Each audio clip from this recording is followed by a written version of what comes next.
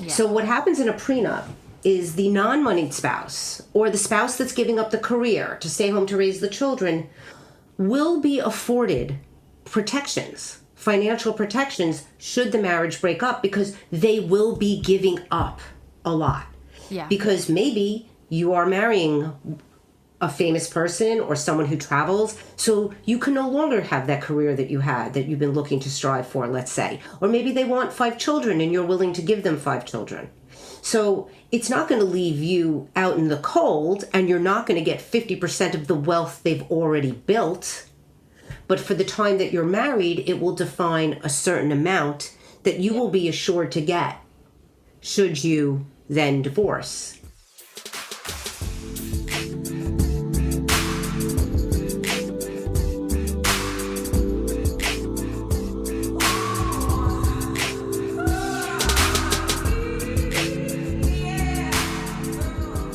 Welcome back. We are on today with my guest, Leslie Montanile, on the Tour for This Shit podcast. I'm your host, Angie.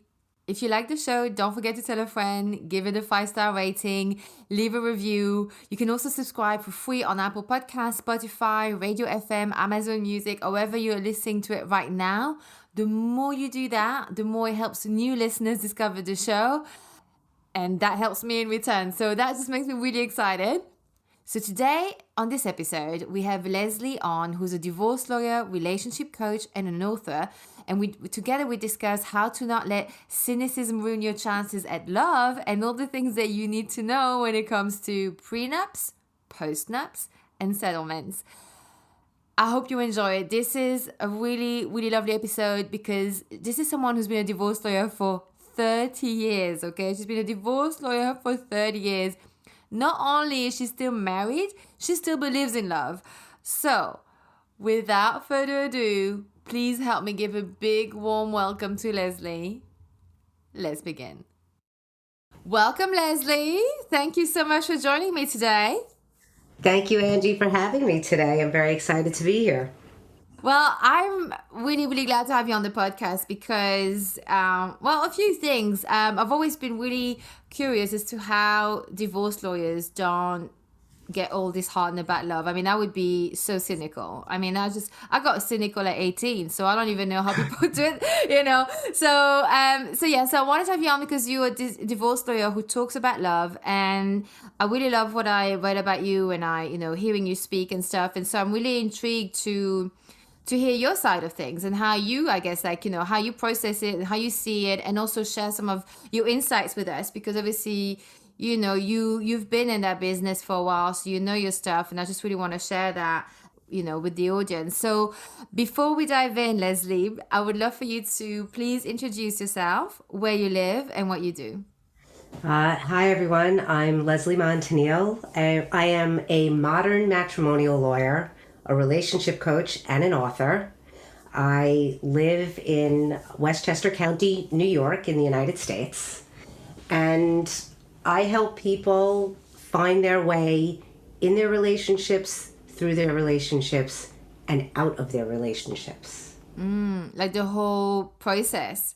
The whole process. And actually, I got a question already from what you said, because now that when you said matrimonial lawyer, I remember I saw that and I Googled it, and I just presumed that was divorce lawyer. Did I maybe misunderstand that? Oh, no, you did not misunderstand. Matrimonial lawyers are divorce lawyers. It's just actually a much nicer name and well received when you're out in public, as opposed to using the dangerous D word of divorce, that most people cringe when they hear that word. And rightfully so, because that word divorce does trigger a lot of emotions in almost everyone.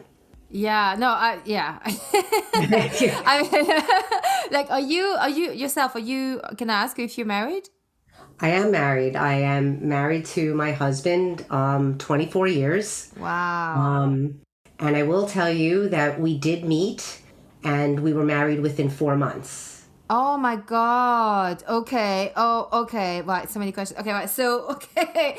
How do you, do you mind if I say divorce lawyer? Because matrimonial, maybe I can say not at all. Matrimonial. Please. Yeah. Because as a divorce lawyer, you are also a coach for relationship.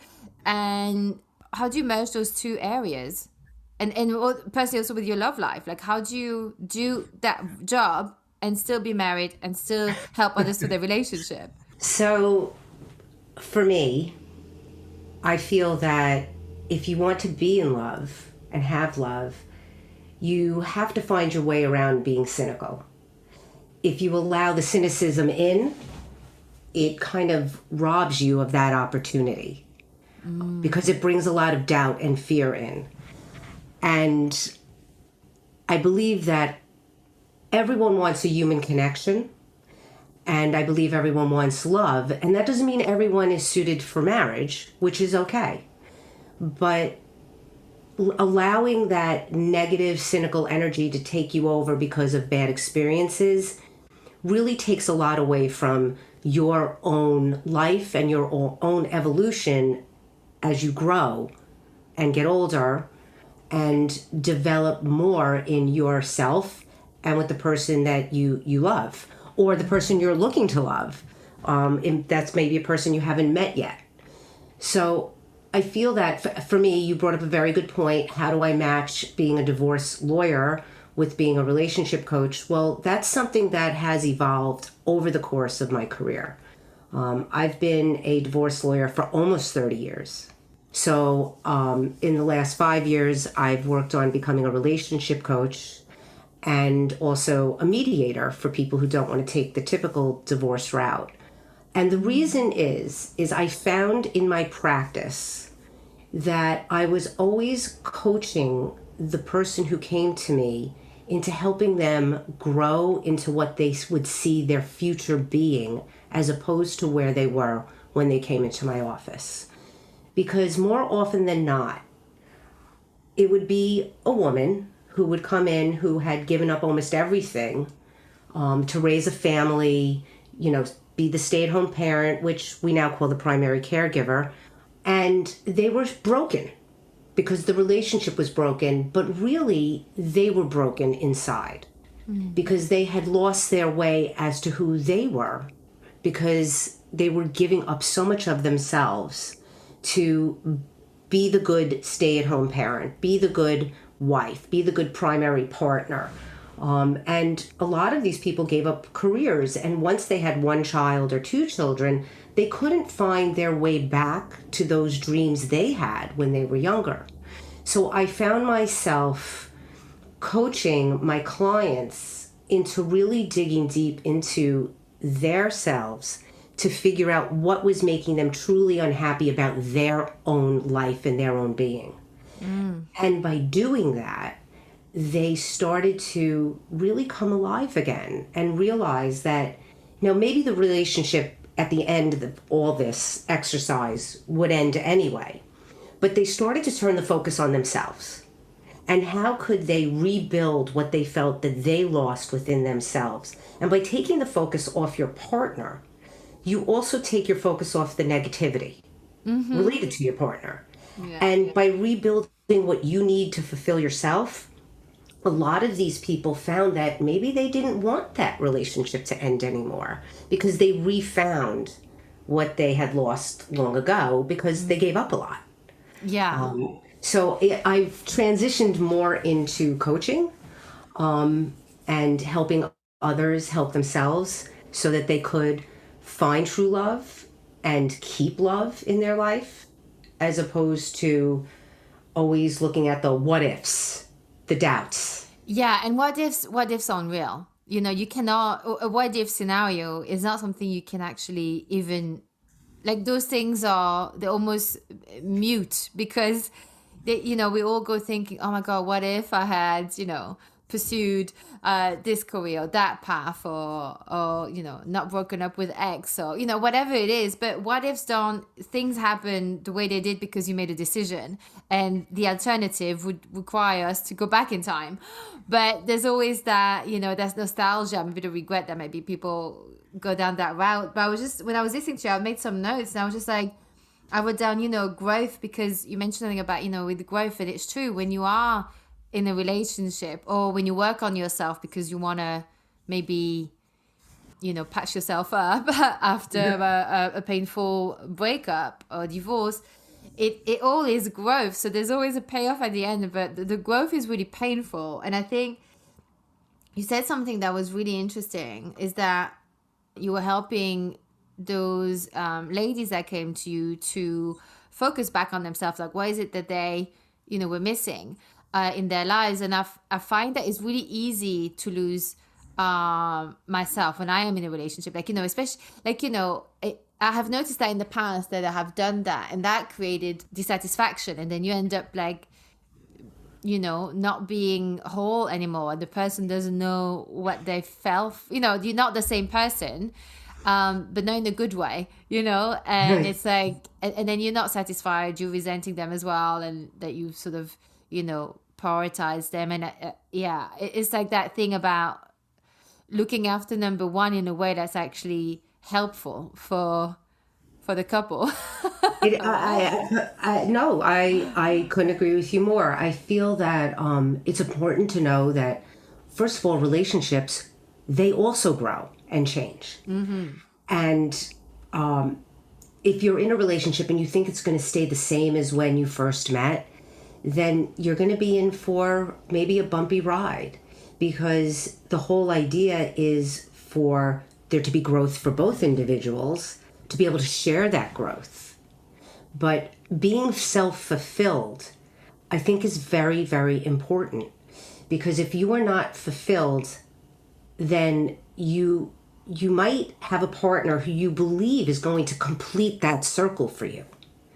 And then you're with them, and then you talk about dissatisfaction, because I think a lot of young couples today find that they're on this road, they have a career in mind, they have a goal in mind, and they meet someone, and sometimes they think that someone is going to be like close the circle and fulfill that last piece of the puzzle. Yeah. And resolve all their issues as well. Like, they think they're going to fix them, and, it's all going to be hunky-dory. Right. And then they realize it doesn't, and then they're dissatisfied. And maybe disappointed is a good word to use here. And I think it's really important for all couples and all individuals out there looking for love to really understand that when you get together with someone, the attraction is immediate. I mean, that's the beginning. And then you like something about that other person, and they like something about you, and then maybe you have common goals, and you like the same kind of activities, and you start to build this world together. But if you meet someone at 25, they're going to be different at 45. Well, especially when you're very young, because obviously you've been married for 24 years, and you were married after 4 months. So you didn't even know really who you were getting married to, right? I did not. Unless you were a neighbor with him, and even then, do we even know our neighbors when we live? I mean, I live in a big city, so I know my neighbors, but I don't know them, like as your friend. But in all fairness, I had dated a lot of toads before that. I've had a lot of relationships before that, and I wasn't really sure if I really was going to get married. Not that I didn't have an opportunity prior to marrying my husband, because I did, but it never felt right. Right. So it's I got married a little older, in my early 30s.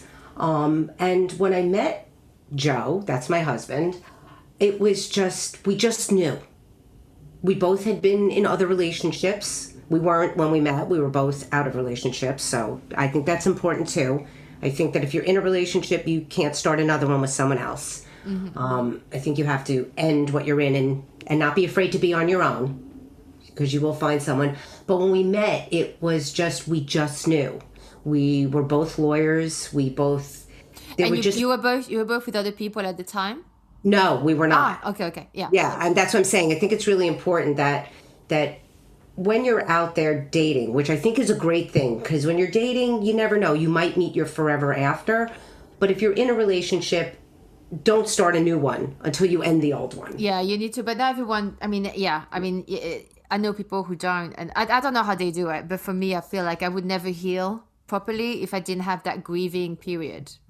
And if it was meaningful, if it was anything meaningful, Right, if it was anything meaningful. But you cannot really get to know, and I'm not talking about I know we're veering away a little, but I'm not really talking about like, oh, you're just dating. You're not really with someone Oh, specifically. yeah, no, you should definitely date several people at a time. I Right. think this is what you learn as well when you go for job interviews.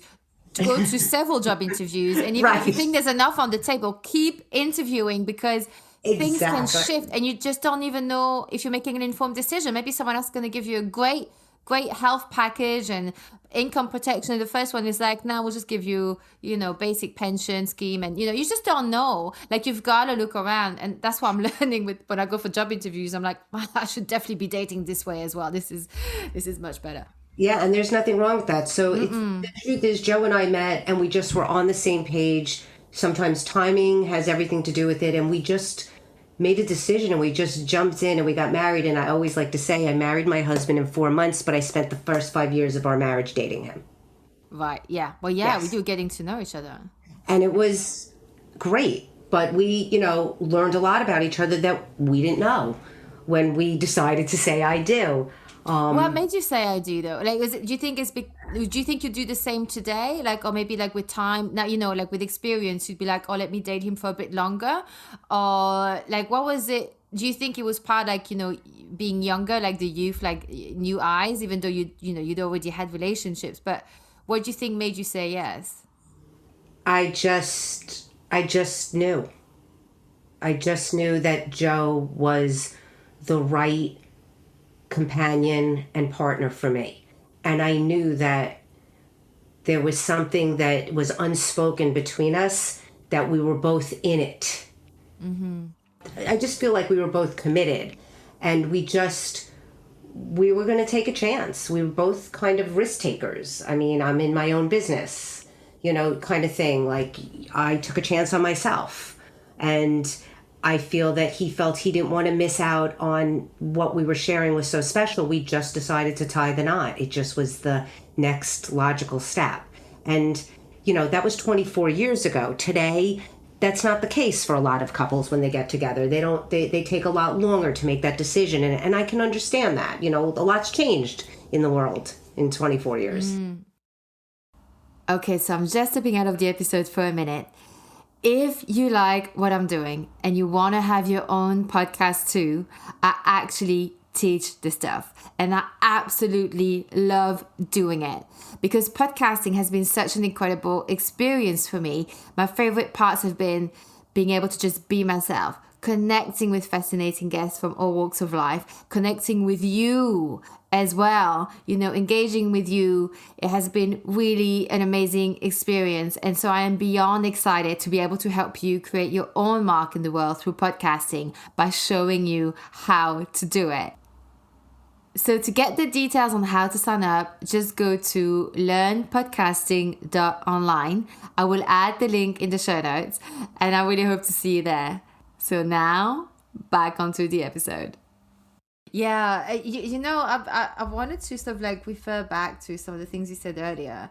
And I wonder if, all the experience that you had, going through the divorcing process with other couples, if that almost sort of worked as a warning signs as what not to do and to make sure you didn't do that yourself. Like, you kind of, maybe that's what stopped you being cynical, because you sort of like learned from that, or am I assuming wrong? No, you're not.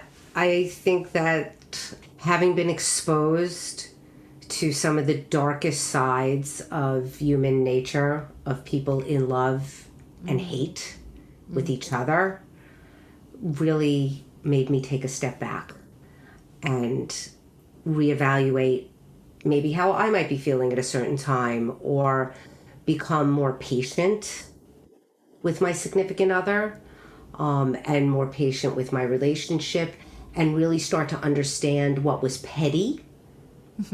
I mean, I literally have had people fight over a music library, like Wow. an iPod. Yes. I mean, I'm talking about like things you'd be like, could not really comprehend that.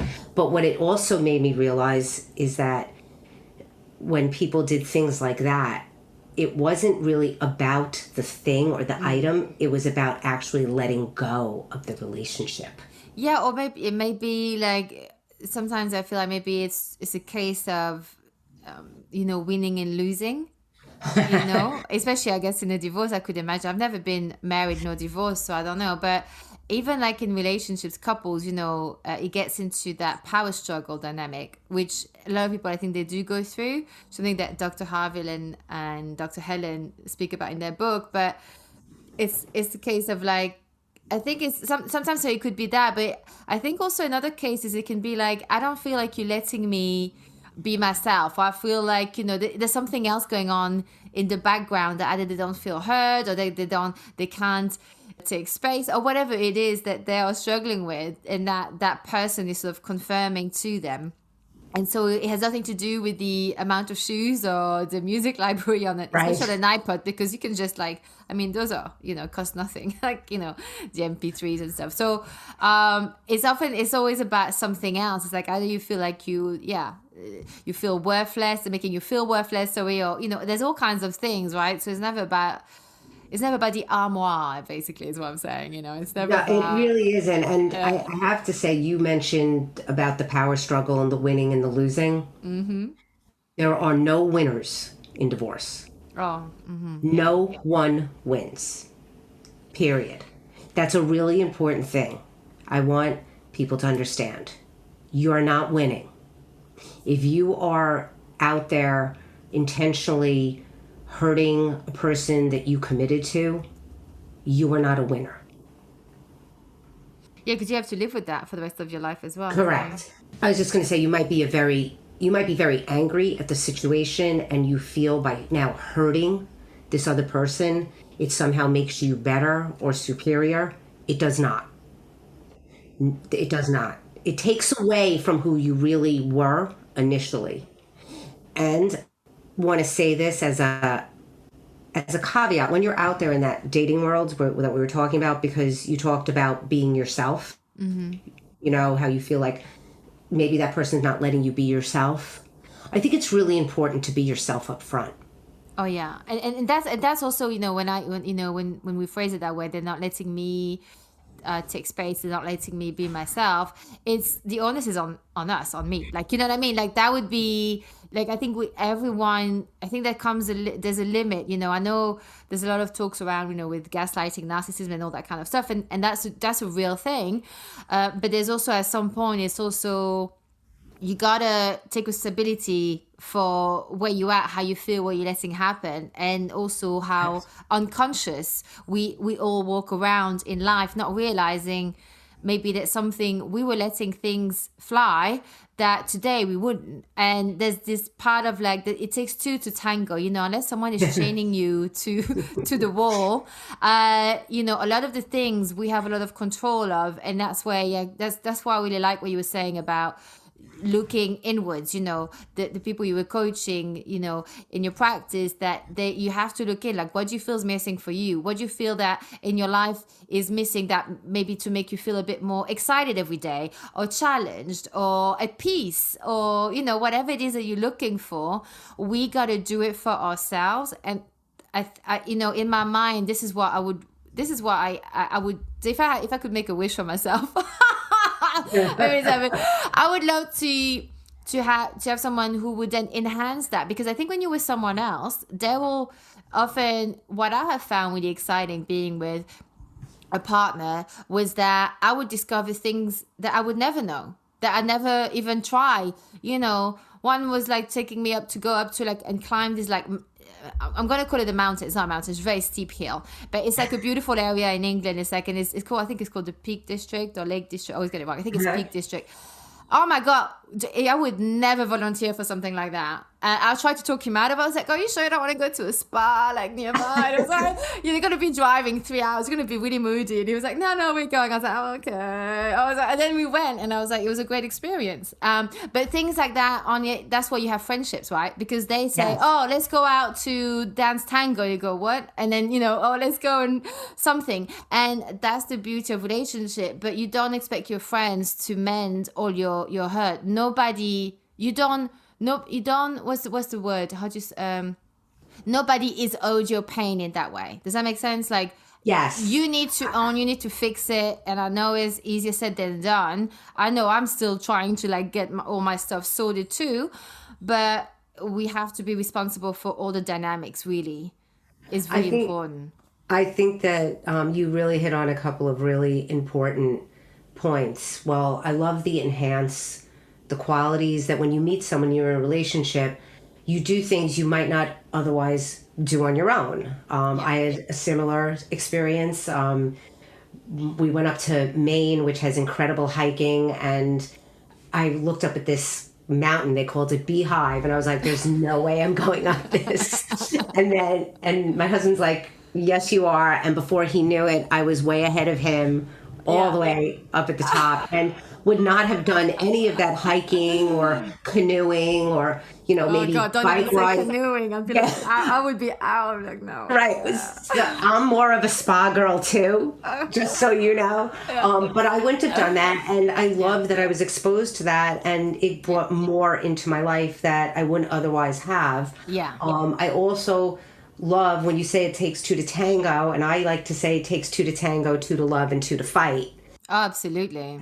So you have to choose really what it is you want to do. You are making a choice. Yeah. To love or to fight or to dance with each other. And I have to say that, and I have said this to many clients, friends, colleagues, relatives, you give your best friend a pass, right? Your friend. And then you get into a relationship and it's the same scenario, but somehow it's not good enough. Yeah. And we hold our, boyfriends, girlfriends, husbands, wives to different standards than we do our best friend. Well, the person you're in the relationship with is your best friend. Yeah. And if you give them the same latitude that you give your, best girly girlfriend that you tell all your secrets to, that you've known for a lifetime, you will find quite a difference in how your relationship evolves. Right. Exactly. It's like sometimes I was talking to this friend and she was being triggered by something that this guy she's dating, who by the way doesn't owe her anything, and she doesn't know him anything. They've only been on a few dates, and he said something, and she got really triggered, and what he said was really benign, and the thing is like it's okay to like you feel triggered. That's like an opportunity to go, look, okay, let me see. What is it that's really bothering me? Is it because maybe my pride or I feel embarrassed? Whatever it is, right? But often people don't mean it bad, unless you're out with people who are, not very nice people. But most of the time, people don't mean to be nasty. It's usually a misunderstanding. And the thing is, I said to her, okay, if one of your friends sent that to you, how would you have felt? Nothing. I was like, try and use that so that you don't lash out at him next time he does say something like that, because he's going to think he can't joke with you or humor you. And the reason why I'm saying this today is because actually someone else said that to me a few years ago and said to me, you need to just watch it, like watch yourself, like observe your reaction, right. Have it, process it, and then also think, if this was your friend, how would you feel? And then it usually takes away that emotional charge that we have. Because you don't know them. Why would you expect them to be, trying to upset you?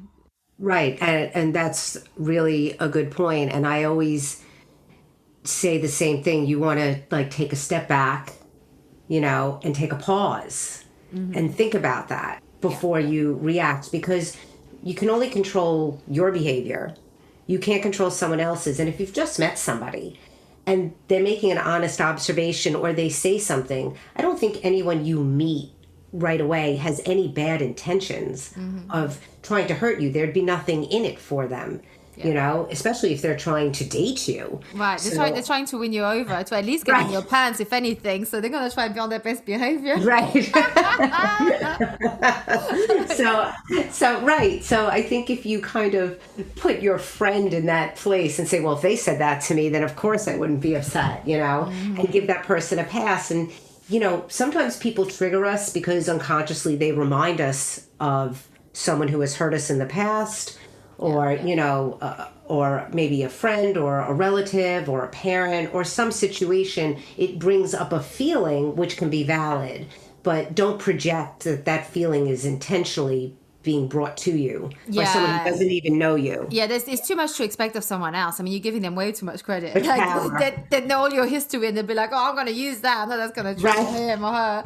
And that's the thing. That's the bit about enhancing. Like that's the bit where being with someone enhances you because you actually grow. Because when you observe your triggers and you may still fight and you know argue and all of that. Yes, there's going to be a rough patches, but I believe that's part of the growth and that's what enhances you too. So the enhancement is not just good feelings. And when I say this to myself mainly because I don't know. Obviously, I haven't been great at relationships, so but you know, so I'm trying to get better, and it's like but you have to really be, you know, both wanting to have this, you know, this to be successful or this to be carrying on for the long run. And I want to ask you, within your divorce law practice, like what is the most unexpected that you've experienced in your career? So the most unexpected experience I had was a woman in her 50s who had been recently diagnosed with breast cancer and was undergoing treatment, had 5 children, 13 grandchildren. Wow. Came from a community of people that didn't really believe in divorce, and whatever her reasons were, she wanted out, and there was a lot of money involved in the family. And the unexpected was after she had retained, which is hired our law firm to represent her, the next day she was essentially kidnapped by her own family and hauled off in a private ambulance to a hospital to try and have her committed. Oh my God. So the lengths that people will go to over money. Oh yeah. To keep money. Yeah. You know, it really is, it's mind-boggling. And there was so much money that they couldn't have spent it in 5 lifetimes. Do you think it was money or do you think it was the honor, their pride? Because No, obviously in some cultures, you know, they'll throw acid at women, like the husband or ex-husband, you know, things like that. In this particular case, I'm going to say it really wasn't pride. I'm going to say that there were other family members also in the same business who all had wives. And if one got away, I think that they felt that all the others would try to do the same. Yeah. And so they wanted to shut it down as quickly as possible. They didn't succeed. Good, yeah. We rescued her. We found her and rescued her. And ultimately she went her separate way. Had she already been committed to the hospital, like back before you could save her? Like how far in the process were they?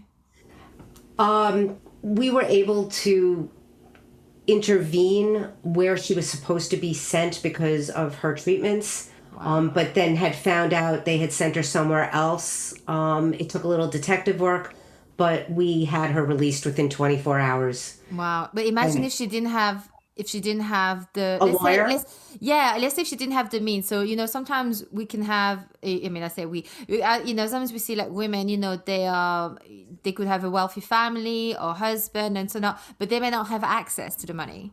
So let's say if she didn't have access to be able to pay a retainer to you and she couldn't go to anyone else, she may still be committed and medicated, right? I mean, that's like, but it goes to show, you know, it's like, I mean, that's insanity, right? That the people would do that to her just because of money. It's insanity. And they should be committed. and the reality is they had called a private ambulance and a police car had drove by and saw the private ambulance and knew it wasn't a call that was made over the airwaves, which is what would have been protocol. And they actually called it in, which is really how they got caught initially. But I like to believe in these scenarios where you go to a lawyer and ask for help,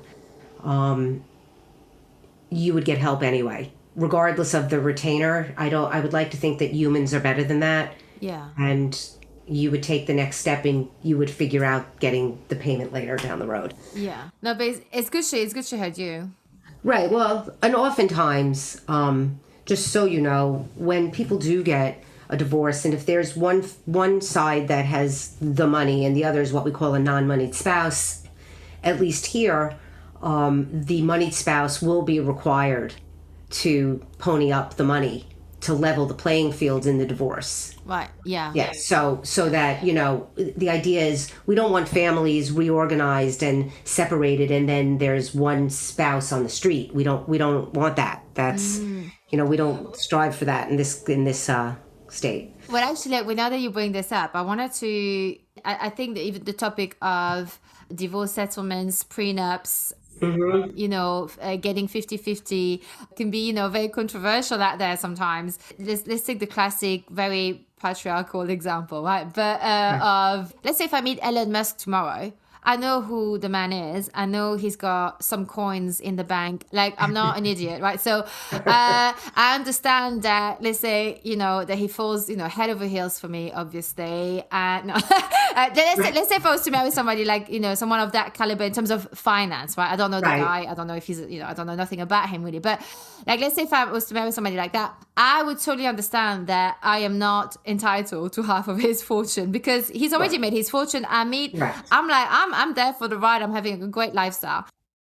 But I think like it's more like, I guess like where it gets a bit more gray is like when you have people who, a couple, and the very cliche dated way of like, of how like the woman is stay at home, she raises the children, and then 20 years later they divorce and the man gets very frustrated that she wants half of his company, she wants alimony for the kids, she wants half of the money, all of this stuff. And what I've come to realize, I used to be judgy of these women. I'm like, why half? Like, he's out there, he's working. And I didn't see that actually, and now I want to see, maybe there's another way to look at it, but I didn't realize that, yes, the reason why he was able to go out there, do all these business stuff and grow his business and have this beautiful wife or nice wife to go with him to all these business corporate events, and that she was there when he come home stressed and he could talk to her.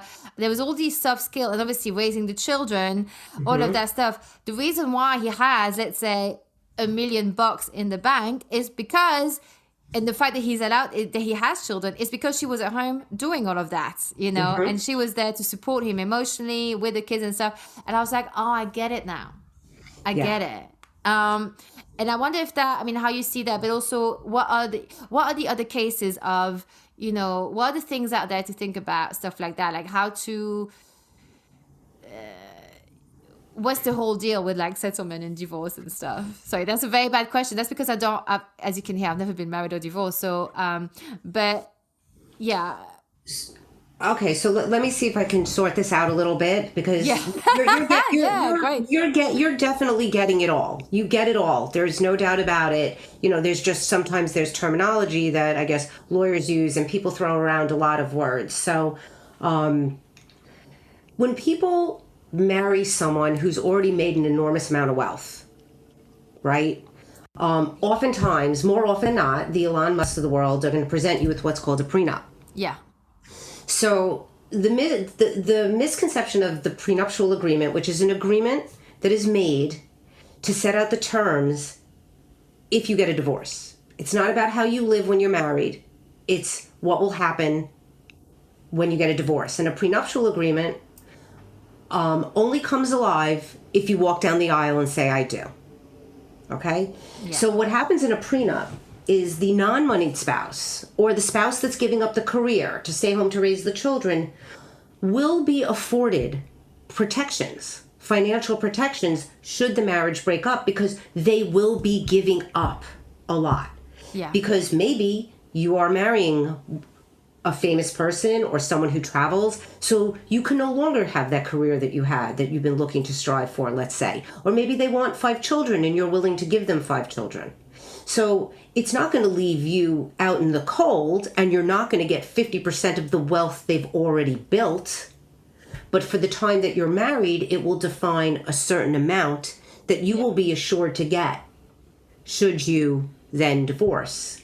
You are giving something up for the other person and for you to sign this prenup that basically says you can't take my money that I've already made. I may get to keep, 70% of what I earn. Maybe you're going to get 30. You define those terms. We've agreed we're going to have children and you're going to be the stay-at-home parent. So since if we divorce, right, I'm going to make sure you're taken care of, and you come up with some reasonable number. And then you kind of put that to bed. Younger couples today who don't have children, who may or may not have some wealth but are on equal footing in their careers, also like to do prenuptials because they feel that it will give them a sense of security that everything they're working for, that they've come into the relationship with, they could walk away with should the relationship fail. Yeah, and I can understand that. I mean, I'd be happy to to sign a prenup if it means that because I think, like, you see when people get a divorce, it's so emotionally charged. You don't want that monster to come out, the grief monster to come out and take over and ruin it, like make it even worse. And I think if it's like as much as possible on paper, you can sort of like, almost like hand it over to a lawyer and go, don't let me go crazy. Here's what's agreed, what can be done. And, I think that's important because you just don't know who you're going to be or who they're going to be in a moment of divorce. People think they're going to be great. And, we all disappoint ourselves, Life changes. Things happen. One cheated, then you become like go really crazy, it's all this stuff. And it's just so many unexpected. I mean, I just explained to a couple that I did do a prenuptial for that they agreed that should they divorce, neither one of them would get what we call it maintenance now, but it's spousal maintenance or alimony.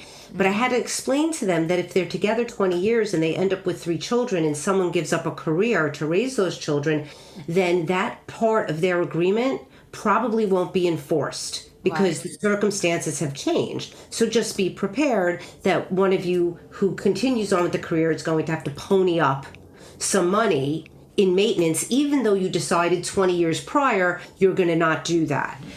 So those agreements usually stand up. However, when circumstances really change, parts of those agreements can be invalidated by a judge. Because the idea is to keep it level. The idea is to keep somebody off of state welfare. Yeah. We never want someone who was married and living a good life to all of a sudden become poverty stricken. Mm-hmm. That wouldn't be appropriate. We were talking about the main reasons also people get divorced, we said initially, was money, which a prenup would cover, type of thing. And there's also what we don't always talk about, what we talked about earlier, is about being dissatisfied or unfulfilled. So on that note, I don't know, have you heard of postnuptials where people... No, I saw this on your profile, but I didn't know I don't know what it is. I wanted to talk about it because it just briefly, because it's become like a hot kind of topic. A postnuptial is an agreement you enter into after you've already gotten married. Oh, so this is after the honeymoon, basically, postnup. Yes, it's after the honeymoon. Now, I'm going to tell you what I think of them. A postnuptial that is attempted to be entered into years after you've pulled the trigger on the marriage is a huge red flag.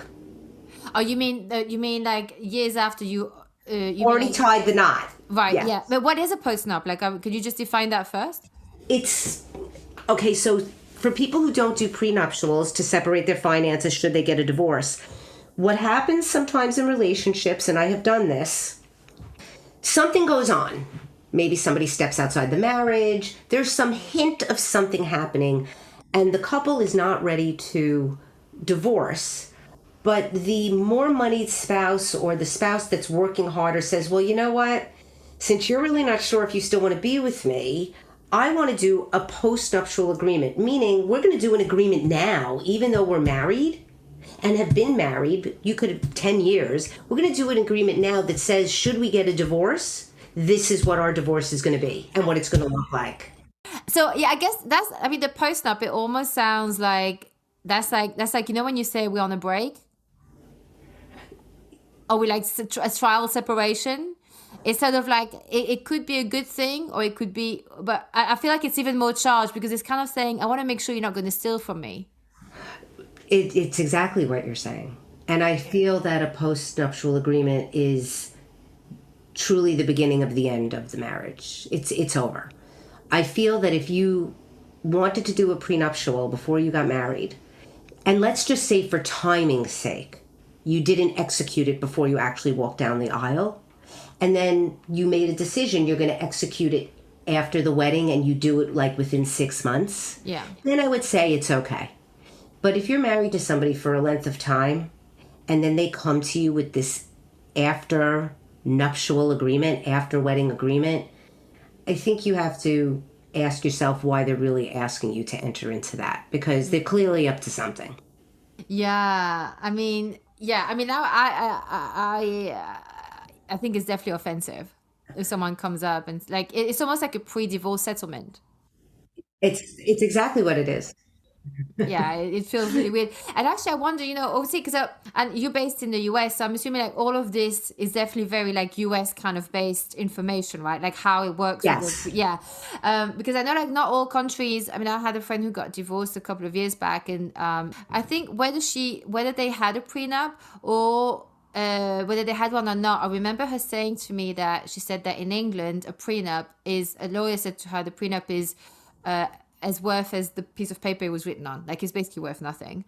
Apparently, that's what she said to me. But like obviously, I think different countries are going to have different rules. Of And like you course. said, I think everywhere in the world, a judge will also decide whether it's enforceable or not. It's like any contracts that you sign. Sure. If you ever goes to court, then the judge will be able to see that as being unreasonable. And so you kind of have to leave a bit of room to breathe. But yeah, because love and Right. marriage is not reasonable.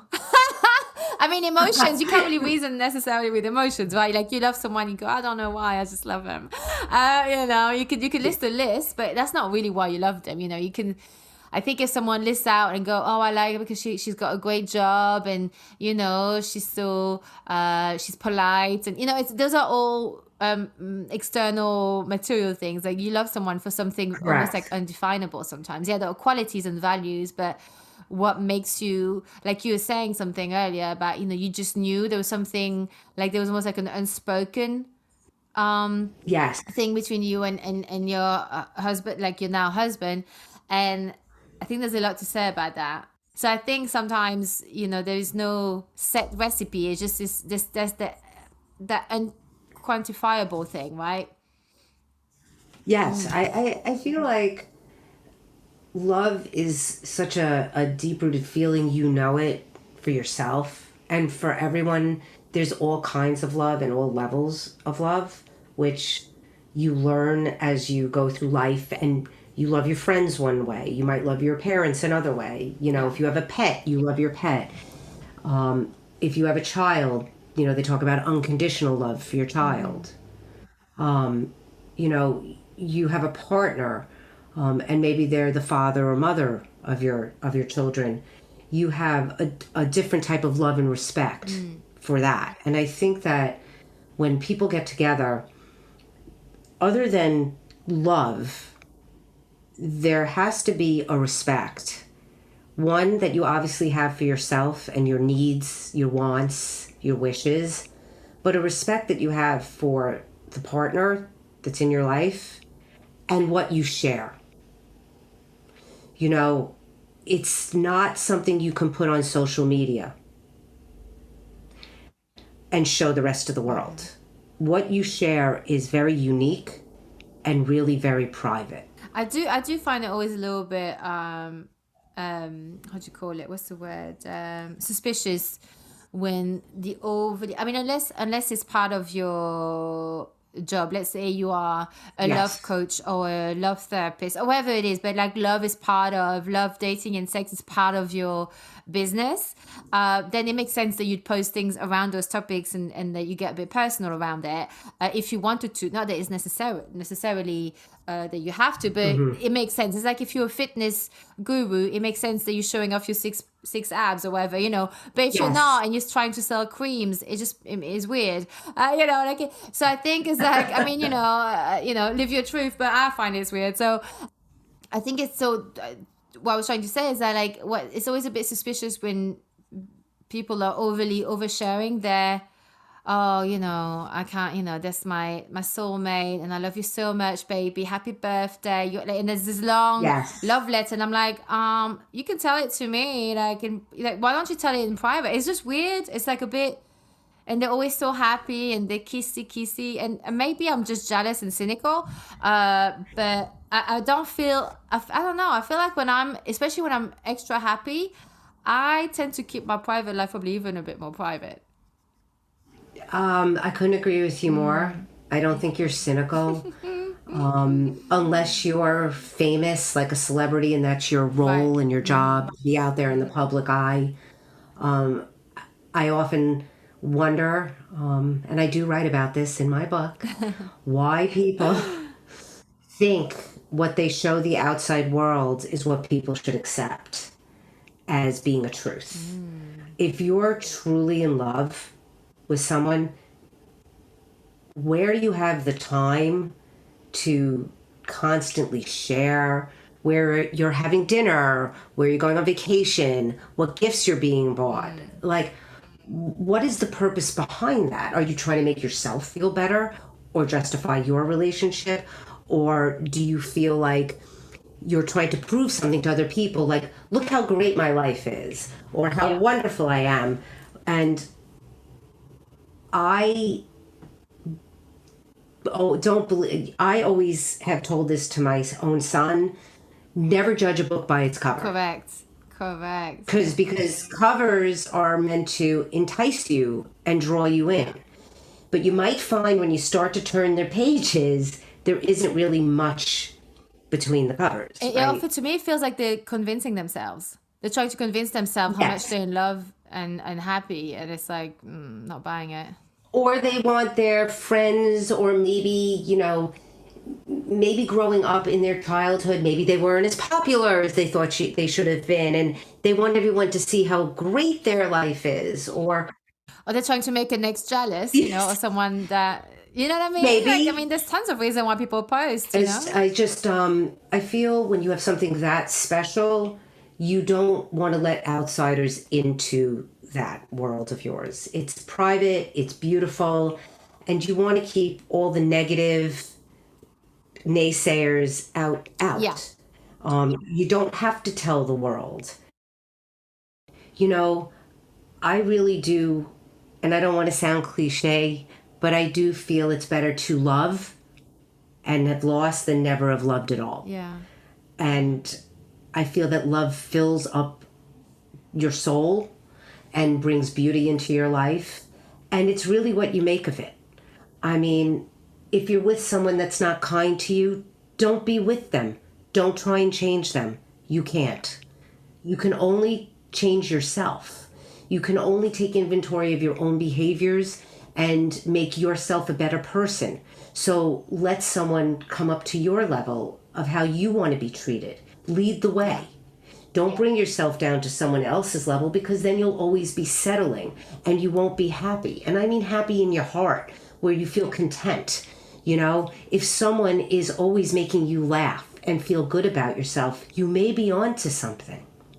Don't judge the, exterior of a person. They may not be as tall as you like. They may not be as handsome or as pretty as you like, but you're oddly attracted to them because maybe they're smart and they're funny and they're kind.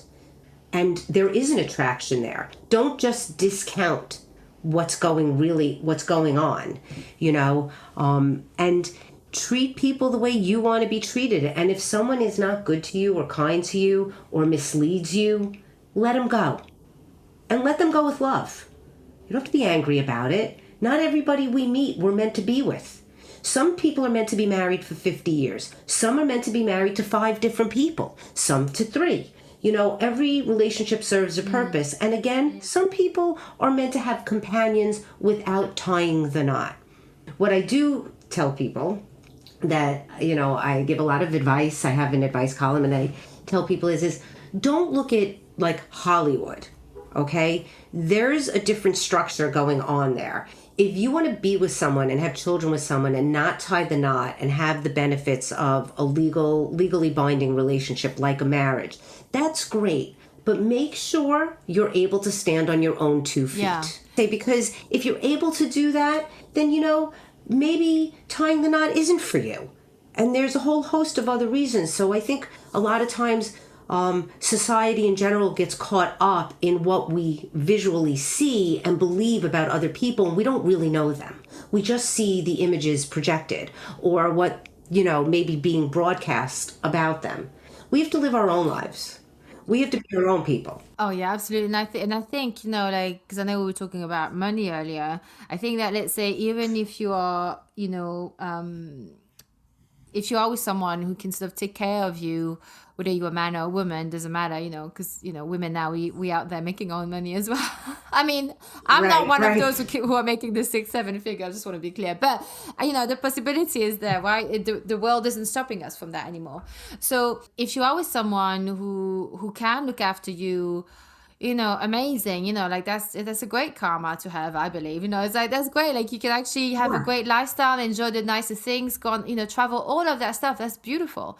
And appreciate that, and they're obviously doing it because you're bringing something in their life that's intangible, like, it's the connection, the love, and all of the rest, right? So, but I think, like, what I would have in my mind is that, let's say if that was my situation, let's say if I was with someone who had a lot more money than me, I would definitely want to be making my own money, just because I think it's this place of peace that you get to, that you don't, as much as they're providing so much and facilitating so much, you are not 100% financially independent depending on them, because it's always important to be able to have some money there at any point. You can move out, rent a place, rent a flat, even a room, whatever it is that you can afford, but you have to be able to walk out that door if things get really bad, that you can go and protect yourself. You need to be able to provide for yourself. And I think when I was in a relationship last year and I wasn't really earning much,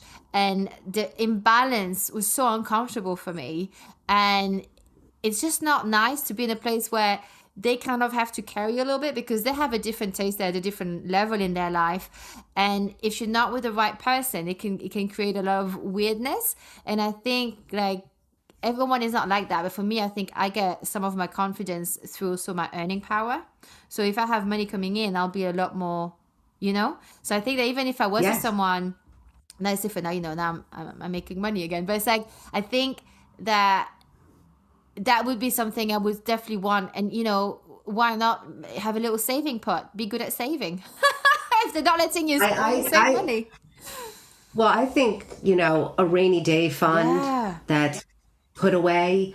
And I tell this a lot. I've had a lot of women say to me, oh, but I don't want to have a separate account, for my husband, because, I don't think that's right, and this and that.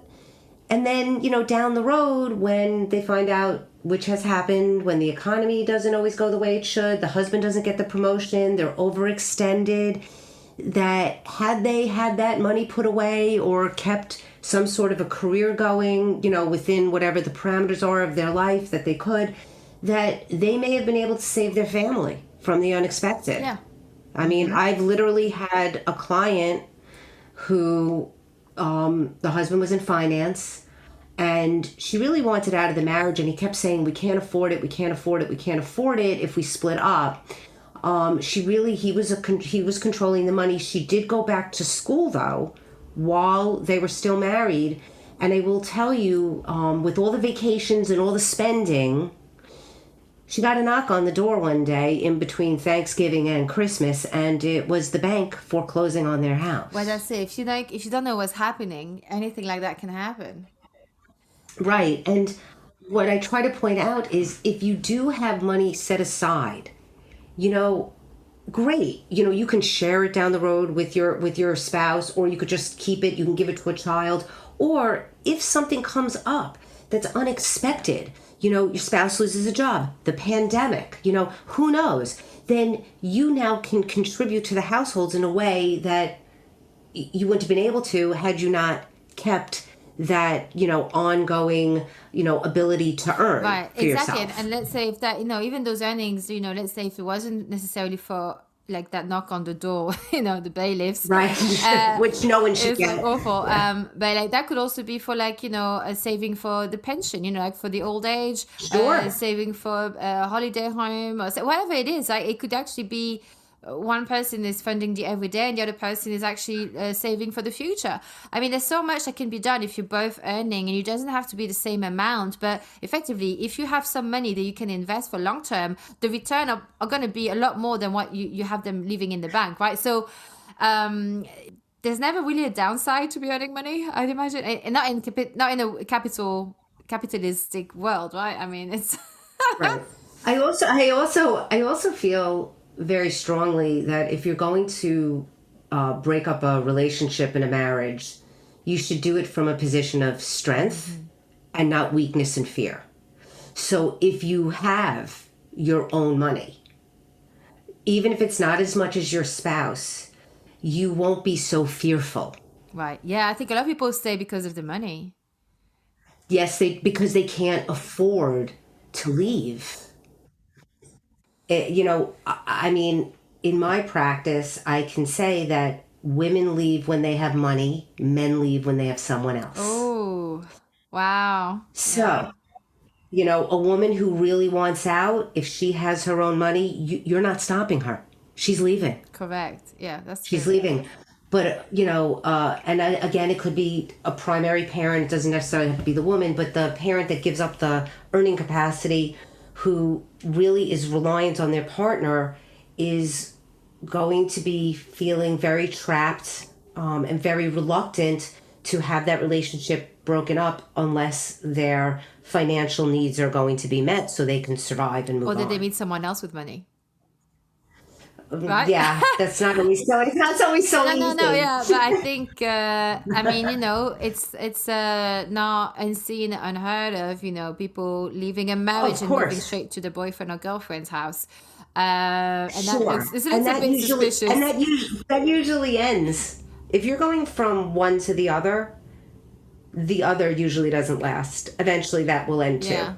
I guess like what I want to ask you two things before we sort of like round up the episode. There's so many good stuff that you've said, and I really appreciate it. I feel like I would be amiss if I didn't ask you about because now we're hearing about the woman being the main financial provider, and so when there's a separation, a divorce, that she's the one who has to give up part of her wealth and alimony. So is that, or those things, I know you're based in the States, so we're going to go with the States situation, okay, right? But like is it the same? Like, do the men get the same as what the women get in a divorce? Oh, yeah. If they're the main provider, yes, right? Because it goes both ways, right? Yes. Yeah. Yes, and sometimes the women, they just don't get it. I'm like, I'm sorry, you were the wage earner. Your spouse stayed at home, happened to be the husband, raised the children. You wanted to wear the pants in the family, so you're wearing the pants. Yeah, there's so many women out there being really loud about, I retired my husband. I'm like, yeah, well, if he divorces you, be ready to pay off. Right, and they will have to pay up. If their incomes are such a disparity, it doesn't matter if you're the man or the woman, the moneyed spouse, which is, I guess, a better way to say it, the moneyed spouse is going to be obligated to pay the non-moneyed spouse. What I say, so let's say if you have a career, like as a woman, if you can work online and you can travel the world, obviously, before pandemic and hopefully soon again, but let's say if you can work from anywhere, or you have to travel for work. So that's probably a better example. If you're constantly having to travel for work and you want your spouse to be there with you, or your partner, even your boyfriend, if you have a boyfriend of 10 years, if I had a boyfriend of 10 years and I'm out there traveling and I'm for work and I want him to be with me, I would expect that when we wake up, I'm going to have to compensate him for it, even if we're not married. And I know it sounds really strange because I'm the woman, but I feel like if that person gave up and that we agreed to, not because he wanted to munch on my money, but if it's an agreement and it's a real relationship, effectively, he's given up his career potential. I mean, he's probably met loads of people maybe through me. If I wasn't, I'm thinking the J-Lo's of this world, right? Those people, when they have to constantly travel, if they meet a regular guy, the regular guy's probably gonna have to follow, like Kathy Griffin's husband, I'm imagining, Wow. So it goes two ways, right? Well, here in the States, if you're not married, your claim to money, unless you live in one of the states that recognizes what's called common law marriage, where you're not married with a piece of paper, like a legal piece of paper, and after a certain amount of time, they would consider you a husband and wife. That's if you live together, right? Right, but that's only in some states. Like in the state of New York, we do not recognize common law marriage. So if you're merely a boyfriend or girlfriend and you gave up something, you really don't have a legal right to the other person's income, which is also why I feel that you find a lot of famous wealthy people get married a lot, because someone is giving something up to be with them, and just to be someone's, boyfriend running around a country, the world with them would be giving up too much. But if you're going to be with somebody long term and you're not going to tie the knot, you might find at the end of the day, you're not really entitled to what you think you are. Yeah, I think definitely, like, depending on which country. I think there's some places where if you live with someone, I think there's like the 10-year rule. After 10 years. Yeah, it's a common law marriage. Is that what that is? Yeah, okay. So after 10, but that's still a long stretch, right? Let's say because even if you give up your career for 5 years, it's hard to go back into the market. So it's very, very that's why we hard. have to be savvy. Boyfriend, that's it, because I do actually think that, boyfriend, girlfriend, it doesn't really mean much. Well, it doesn't mean anything in the eyes of the law. It does not mean anything in the eyes of religion. It doesn't mean anything. If something happens to your boyfriend or girlfriend and they end up in the ICU and it's only family, guess what? You're not family. You may have been with them for a long time. And that's the thing that's like people, I think, sometimes forget, is that, marriage is not just about a piece of paper.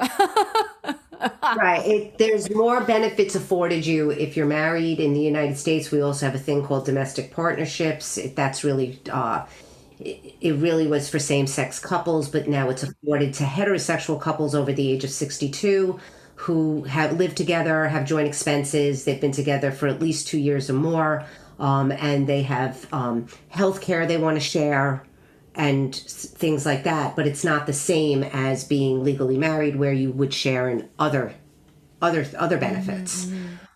So, if you're going to be somebody else's significant other without tying the knot, then I would say that you should have a significant savings, or you could have a contract with your boyfriend or girlfriend or some other arrangement that you are compensated for giving up a career. So I always tell people, if you were really good at marketing in the, real world, if you're able to take those skills and evolve it into something that you could do on the road so you can travel, then do it. And be with, keep yourself in the loop. Take all your skills and try and turn it into something else that keeps you current. So that if you do split up, and this is not the marriage, but even if you are married, this is also a good tip. You're in it. You're able to secure yourself other employment. And move forward in a career. So, but that's it, because it's like you have to always think, like, if you are not with that person, what do you have? Like, if your life always revolves around the other person, whether you're married or not, then that's a problem, because you're kind of almost shooting yourself in the foot. Not only just for the relationship, the quality of the dynamic, but also for afterwards, or just everything. It's like, I think it's definitely important to keep in mind to always have your life do your thing. And I think that's why, like, choosing a partner is really important to have someone who's supportive of you, not someone who asks you to quit what you do because they don't, they feel a certain kind of way. Like, anyone who wants to stop you in your evolution and your dream, unless you're actually out there putting yourself at risk, physical, every day, I don't know. There has to be a very good reason for someone to, because asking someone to quit their passion, or let's say a podcast, however, is very different to wanting someone to quit smoking. It's not the same thing, It's like it's definitely not the same thing, and I would say that hopefully you are with someone that will say, let's think of a way to help you continue that while we go on this other journey together. Recognizing your partner's dreams is very important, because as you do get older, you really do come to understand you really have only one life to live. Yeah. And you do want to share it. And if you're with someone that understands that concept, then together you can help each other realize your goals and dreams. And if it requires getting on the road and traveling the world, then you come up with a plan to help the other person continue with their podcasts from wherever it is in the world. You know, you find the equipment that you need that you can travel with so that you're both still fulfilling what makes you tick. Exactly. Other than each other. Yeah, I think definitely, like, you know, because like you said earlier, like, you know, best friends, you're supposed to be best friends. So why would you not want to help be supportive and excited, even if you don't get it, why they do what they do, right?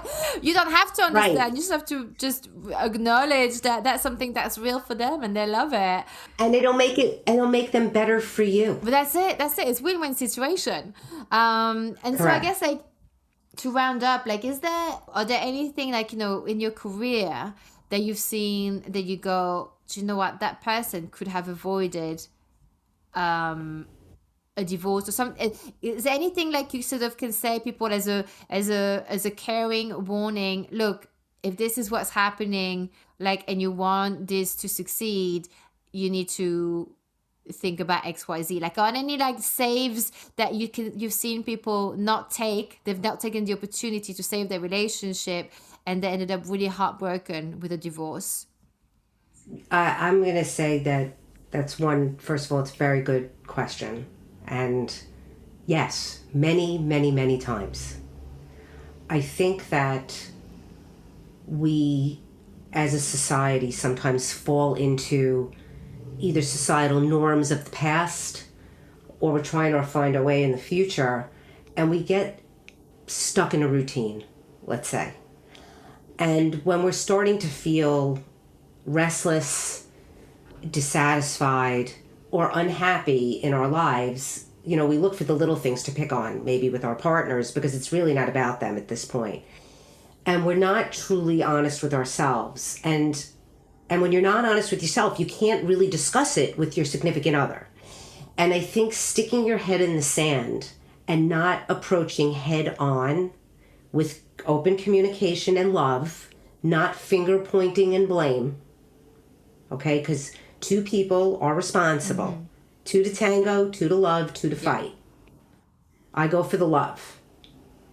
You know, you find the right time and place to say to your partner, hey, I'm feeling this way. You know, do you notice that? Maybe it's about the money coming into the household. Maybe I feel that I'm being left out of important decisions. Maybe the children are older and now I want to go back to school, but you're sort of telling me I really shouldn't.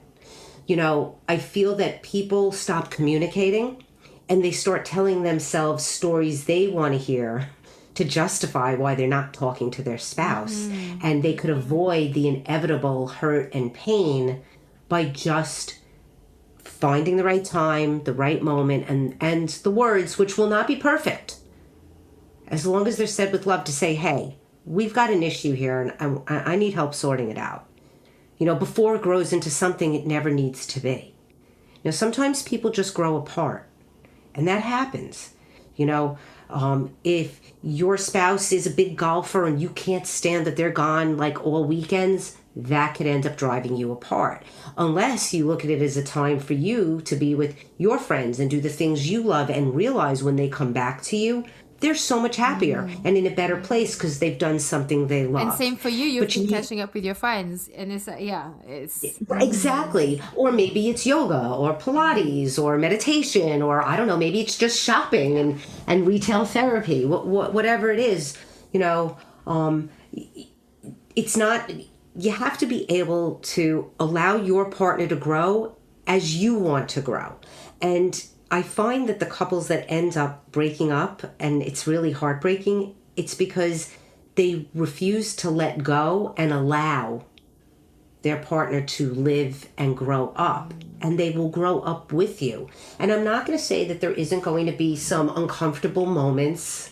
There will be, but that's part of growth. Yeah. Oh, absolutely. I think people expect it to be so lovely and rosy and easy if it's meant to be. And the thing is, no, you're making it meant to be. You're making it be when you actually, you know, work on yourself, make sure that you are doing what it takes. It doesn't just happen. Like, I don't think a relationship is a happy relationship just because you just let it, you don't do anything. Like, it's like, you know, it's that's very cliche, like, you know, watering that plant. like, or that Right. flower, or whatever it is. Like, it doesn't just, if you just leave it in the sun, it's going to dry up and, and that's it, And die. die and And will. I think that's why, like, it's always so annoying. Let's say if you bring, so, let's say if you have, some arguments with someone that you're dating, and then they always say, "Oh, well, if it was meant to be, we wouldn't be arguing." I'm like, "What are you talking about? Like, we're getting to know No, each other." that's not And true. no, I agree. It's complete, BS. Argument is growth. Sometimes a really good argument helps you really like break through to the next level. Your relationship is not going to end because you have an argument. Then you're not really in a truly committed relationship. You can have an argument. It could be about, it doesn't necessarily have to be about the two of you. It could be about, how you feel about, climate change, for example. You can, and it can bring you to the next level, and it can raise awareness. I feel that if you look at how people try to succeed in their careers and how much they put into climbing up the corporate ladder, if those people would put the same amount of effort into their relationships, Yeah. right? They'll be the CEO of, Of love. of love. Exactly. And I feel that, you have to have that balance. Like, if you put it all into the economics and you don't put it into the love, well, the love is going to be the little plant that doesn't grow. Right, exactly. And I think, because I don't like confrontation, I don't like arguments, stuff like that. But, Me because they neither. make me sick to my stomach. But what makes it really worse, and then makes me disengage eventually, is when we have them, and then the person is like, "What if it's meant to be? We wouldn't, we would just, it would be easy all the time." And I'm like, "Oh, now I really feel like a piece of shit." There's like, but it actually has nothing to do with that. It's just, different people look at things differently, right? So, but yeah, I think if you have a, it doesn't have to be dramatic just because you have an argument. It could just be, just talking it A difference out. of opinion. Yeah, exactly. Well, Leslie, thank you so much for sharing all your insights. I know, you've been a lawyer for 30 years, so I know all of the things that you say is like, golden, and I love to see that you've been in that business and not come out cynical. And it's like, it's it's really it's kind of, it helps me to check myself, to check myself a little bit, because I can be quite, I am actually a bit cynical about relationships, not for others but for me. So I think it's a good thing to see someone who, who's approached it in a very different way to me, and not let things, outside things, sort of influence their choices in love. So I think that's really, really great, and I thank you for that. And so I want to finishing this by asking the two questions I ask every single one of my guests. And the first one is, what did you wish you'd realized, but like on a cellular level, right? Not just know cognitively, but like, what do you wish you'd realized, really understood at 18? I really wished I understood at 18 that love came in all forms, and all types of love can exist in your life. And it didn't just have to be that one intense first love moment all the time. Yeah, like to be comfortable in the mundane because it comes back eventually. It comes back in a nice wave of a bit more excitement again. Is that? I just feel that, when you're really young and you have that first love, and in your life, which is super intense, and you're planning the wedding, and you're like all of 16 and 17 years old, and it doesn't always work out for whatever the reasons are. You're Oh yeah, crushed.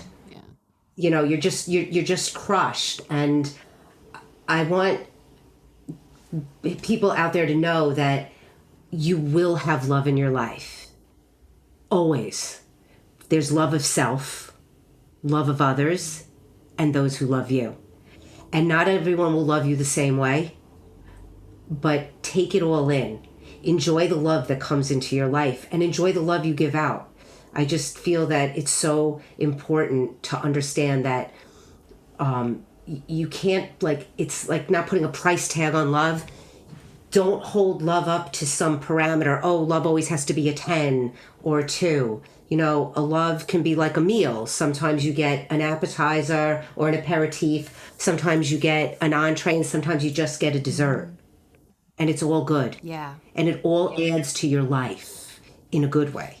So I wish at 18 I had known that, because then I wouldn't have spent, you know, time being sad over loss or crying or, you know, being a young girl feeling like I might not be loved, type of thing. Yeah, and you know, and that it is this is really great, and I think like when you said that, it made me think of, you know, really sort of being cognizant as an adult of what, because you know, like you, because I think like growing up I was always really I always knew I was very lucky, and I really appreciated, you know, for me my biggest fear was that a war would start, right? So I knew that having a roof, I knew that having food, like a fridge full of food, there was never lacking food in the flat. You know, my mom who's there for me, like I knew I was lucky. I knew I was like taken care of in that sense, right? So I had Right. hobbies, all of this stuff. But I think as an adult, I forget that. I was forgetting that, and I felt like, oh, I should be in a different place. I should be further down the line in the success journey I had mapped in my mind, right? Financial, career, all of that stuff. And when I was hearing you say that, it made me think of like so much change for me internally, just internally, this peace inside, for many different things, right? Probably therapy and all of that. But like, something that's very, very important for me is to just realize that, do you know what? I'm grateful I can make a cup of tea. I'm grateful for the food in my fridge. I'm grateful I have a fridge. I'm grateful if I can turn on the light, I can put on the heating. Everything is here to support me. The chair I'm sitting on is supporting my bum. The plants in the windowsill is giving me a nice view. Yes, I may be living in a small place, and yes, maybe I want to have a dog. All of this stuff, there's always, but it's that thing of like actually that feeling of being supported, protected, whether it's me doing that for me, or you know, God, or whatever it is that you believe in, right? Whatever your belief system is, but Sure. there is the fact that we are out here breathing every single day, and you have this body doing a million things for you every second. It is it's an incredible gift, really. Not to be flippant over, you know, suffering and things like that, but if there is a thing that you can, you know, look at, it's like, there's all these little things. It's like, oh, I can put lemons Sure. in my water. You know, some people can't do that. Some people don't have running water. Some people don't have electricity. Like, there's always something to be really grateful for. It doesn't mean you can't achieve for more, but that place of peace, it makes such a big difference. Yes, being grateful for what you have and not what you don't. Exactly. And so the second question that I ask all my guests is, what stuff do you not put up with anymore? I don't put up with people who are not grateful for what they have and always are looking for what they don't have. And I don't put up with the negative. The people that say, I can't, I won't, I don't. I don't have time for that in my life. I believe in surrounding yourself with people who fill you up, who build you up, who help you grow, who believe in you and love you. I don't believe in surrounding myself with people who are always looking to drag you down, give you their criticism of you in a negative way, or unhelpful way. I don't have time for that anymore. I think when we're younger, you know, we take to heart the criticisms of others Yeah. that are very hurtful. And also, we don't understand that they're coming from a negative place within the other person, or a jealous place, or an envious place. So I don't have time for any of that in my life. I surround myself with people who are like-minded, and who are looking to constantly evolve and grow and be better in their own lives. You know, whether it's better parents, better at work, better in love, better in relationships, better friend. I find that, you know, if you bring all that beauty and love into your life, then that's what you're going to have.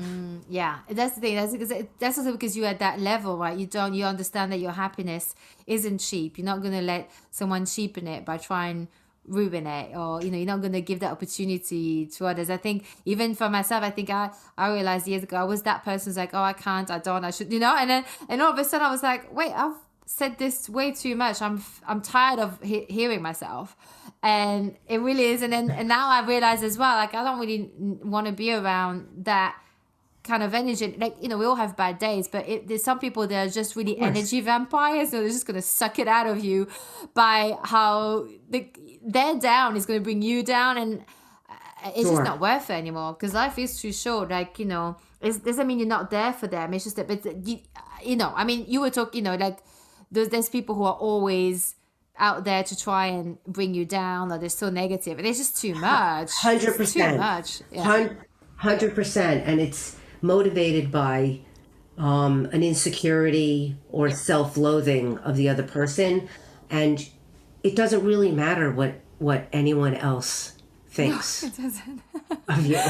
You have to be able to put your head on the pillow at night and rest within yourself and be with yourself and know that you've done the best you can do in your life, with your family, your children, your love life, your partner. And if you've done your best, then no one can ask more of you. And it's funny because it could be really difficult. It's such a daily reminder. Like if you're on social media and you post something that, like the other day I was posting something because someone was looking for a freelancer. And everyone was glad, and there's people who are interested. And then this one person, that's the one person that stood out for me. She was like, the rate is not good. She was very like, the rate was actually, I thought was a good rate, but she was being all negative. And I realized, why am I obsessing about that one comment? Forget it. Like if it's just fine. It's not for her, but that rate is not for everybody. Like if you have 20 years experience, that's not going to be for you. But if you're at university, it's going to be a great opportunity. So it's like, and I was like, why is she even trying to discuss with me? It's not even, I'm doing this for someone else. I'm helping. I was just like, why am I even, and I caught myself going, why, don't sweat it. Don't sweat it. I don't even know her. Yeah. I don't even know the woman. Right. Look, I have it too. I'm out there on social media, and I've had people comment on the fact that I married my husband in 4 months and we're together 24 years. But you know what I say to that? You don't know the work that went into this relationship to be here for 24 years and thriving. Oh, because do they say, oh, you don't know what it's like to be out here? Or is that what they say? Like something like that, or like, oh, good for you. Like it was a flip comment, and I ignore it. So, and as you should, because people don't know. Everyone has opinions out there. Opinions are cheap. It's really running our mouth is we can do that for free. And that's the thing. But that's the thing I had to learn. I like that. Run your mouth all you want. Look, at least they're talking, it's like, I don't know. It's so cheap and easy. And it's like, if it's not actually, if you don't know me, you don't even know what you're talking about. Like if you're just having an opinion based on one post or something, I'm like, well, good for you that you have psychic ability, that you know everything behind every word. Good for you. Good for you that you're so certain. Be grateful and leave everyone else alone, because we don't care. It's just right. Or we try not to care, because obviously I was thinking about it, but I had to go, oh wait, why am I even sweating it? Like it's not even. And actually it wasn't even really negative. It was actually quite something that was valuable, what she was saying. I was like, actually that's good to keep in mind. But she had to write it several places in the comments. I was like, well, I've read it. It's fine. Like, can we just, I was like... Right. And she could have private messaged you too, Well, yeah, but that would have been, she wouldn't have had her moment of shine, So, that's how sometimes, how it is on social media. But it's, so I want to ask you, Leslie, like where, because I know you've got a book, you've got all things, and I just want to know, like, please tell us, like, where can people find you? How can they work with you? I don't know if you do anything like online consulting, if people are somewhere they can't reach you. Like, how, like, plug all the stuff. How can people find and work with you? So you can go to my website at askleslieTheLawyer.com.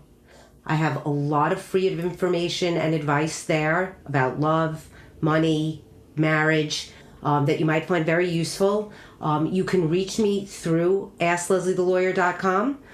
You can send me a submit in an email, and I will definitely get back to you. I do work with people online, and I do consulting. You can also read a lot about what we've talked about today in my book called The Cult of the Black Card. It's on Amazon. Yes, it's about appearances. It'll also give you an insight into how I got where I did in my career and how I evolved into helping mostly women and sometimes men to see the reality of life through my life. And I use the Cult of the Black Card because it's the American Express black card that at one time was a myth. And people are always judging people by the cars they drive, the bags, the pocketbooks they carry, the clothes they wear, the size of the ring on their finger, and sometimes by the credit card they also use. And I think that it's a very enjoyable read. It's full of joy, love, hope, and perseverance. And I'm talking a lot about it because I've had people from all over the world, men and women, write me ages 17 to 80, telling me that they related to the stories in the book. And reach out. I'm on social media. And reach out on my website because I'd love to hear from you. Yeah, this is great. I love that you have that as the name of your book, because it is true, like I feel like sometimes people think that just because people are wearing big names, Chanel and all that, and they have fancy credit cards, fancy cars, they automatically think that people has a lot of money. And often I feel like this is like a different conversation, but I do feel that actually people with real money, you can't tell.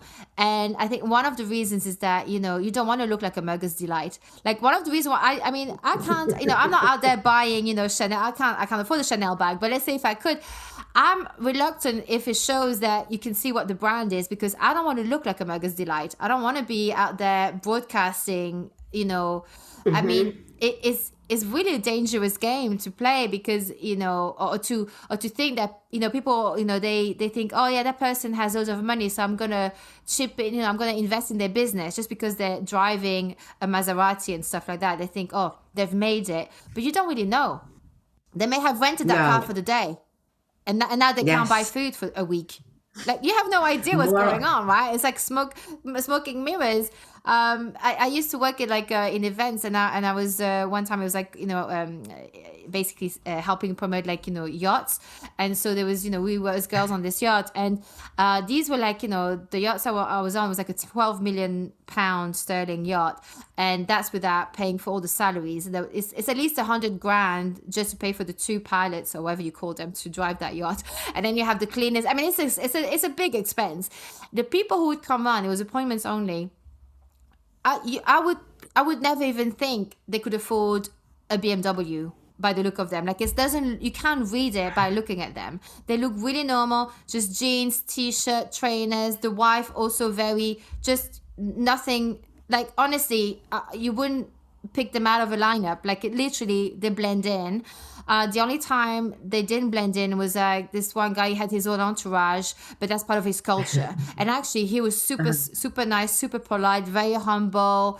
There was none of that thing that we see a lot on the TV and stuff. And the jobs they do, for those that the salesmen knew about, some of them did have no idea what they do, but they were very random, nothing glamorous. One of them, he the waste management.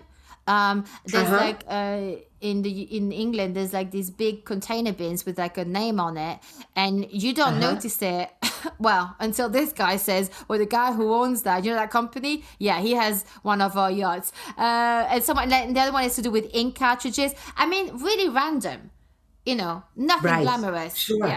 Yeah, but they have real money. It's real money.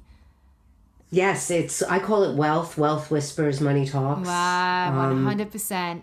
Absolutely. And especially in the world of matrimony and divorce, and where I practice, it's wealthy suburbs. However, the competition and the keeping up with the Joneses has driven a lot of people who do not have that kind of extraordinary wealth to look like they do, but yet when they come to my office and they actually bring the bank statements, it's heartbreaking, because instead of the money being in the bank, it's On them. on their clothing or in their car. And it's so sad because it's money. Who are you impressing? Your neighbor, the woman at the PTA, some other mothers, or parents. I mean, at the end of the day, the money belongs to your family. And if you have that need to make other people think that you're better because you're carrying a Chanel bag that you bought on a credit card, I mean, what does that really say about who you are? Yeah. But it's just, there's so many things going on, right? But this is why it's so important not to believe the smoking mirrors. And you just don't know. You just don't know. So I want to say, look, thank you so much, Leslie. And, I really encourage you to go out and, go to Leslie's website, check out her book. And it's been such a great pleasure. Thank you so much for sharing all your wisdom nuggets and spending this time with you. Thank you so much. Thank you so much, Angie. It's been such a pleasure speaking with you today. And that's our episode. I hope you enjoyed it. Please don't forget to rate, review, share it, subscribe it on iTunes, follow it on Spotify, or whichever platform you listen from. However you show love is how you can support this show. Drop me your questions or suggestions for future episodes via the website at angie-s.com, or come and find me on Instagram at Tool for Dish It Podcast. See you next week, and until then, Using health inappropriately.